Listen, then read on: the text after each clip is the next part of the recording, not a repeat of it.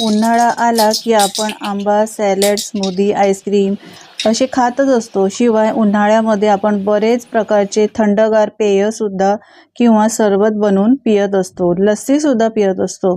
पण तुम्हाला माहिती आहे का, महाराष्ट्रामध्ये घरोघरी बनवला जाणारा हा पारंपरिक उन्हाळी पदार्थ म्हणजेच उन्हाळ्यामध्ये थंडगार बनवला जाणारा पदार्थ हा म्हणजे पियुष।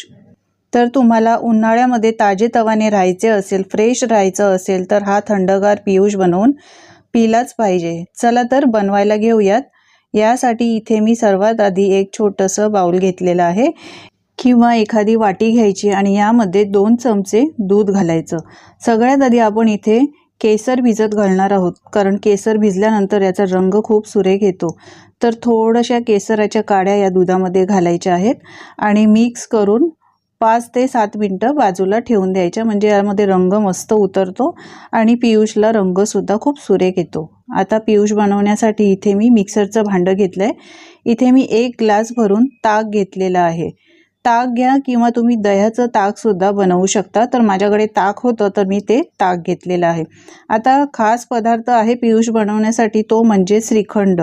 तर माझ्याकडे इथे केसर श्रीखंड होतं, तेच मी 2 चमचे घालते। आपल्याकडे काय असतं, केसर श्रीखंड असो किंवा दुसरं कोणतंही श्रीखंड असो, एक्स्ट्रा उरलेलं असतं तर ते खाल्लं जात नाही। तर अशा पद्धतीने तुम्ही हे पियुष बनवू शकता।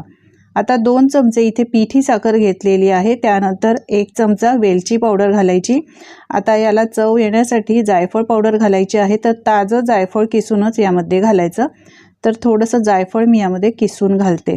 तुमच्याकडे जर श्रीखंड नसेल तर लहान डबा आणून तुम्ही हे पियुष बनवू शकता।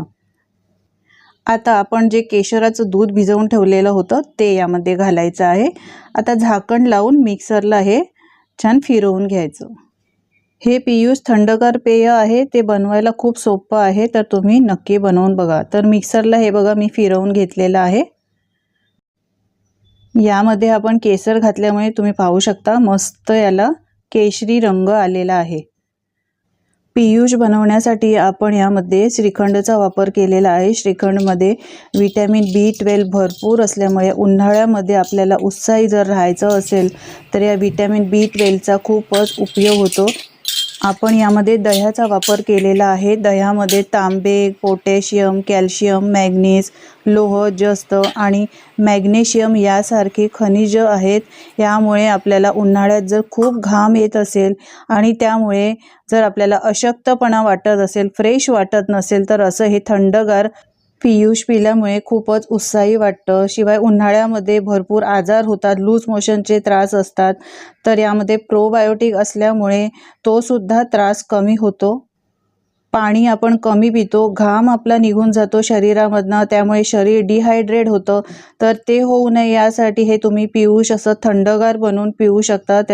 त्यामुळे सुद्धा भरपूर फायदा होतो।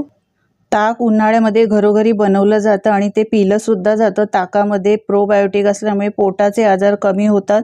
शिवाय केशरामध्ये अँटीऑक्सिडंट असल्यामुळे ते सुद्धा आपल्या शरीरासाठी खूप फायदेशीर आहे।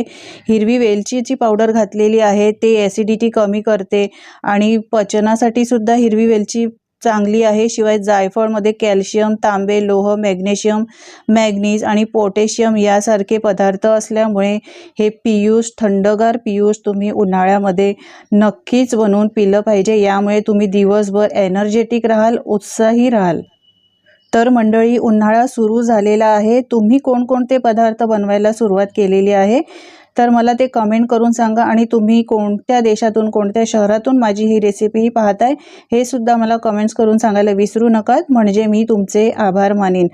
तर उन्हाळ्यामध्ये तुम्हाला जर निरोगी राहायचं असेल तर 1 ग्लास हे थंडगार पियुष बनवून ट्राय करा आणि ट्राय केल्यानंतर तुमचे अनुभव माझ्यासोबत शेअर करायला अजिबात विसरू नका। तर उन्हाळ्यामध्ये फ्रेश, निरोगी, ताजेतवाने आणि उत्साही राहायचं असेल तर या पद्धतीने ही बनवली गेलेली पियुषची थंडगार, गारेगार रेसिपी तुम्हाला जराही आवडली असेल तर लाईक करा, शेअर करा आणि अशाच नवनवीन रेसिपी पाहण्यासाठी चॅनलला सबस्क्राईब करा। पुन्हा भेटूया अशा छानशा रेसिपीसोबत।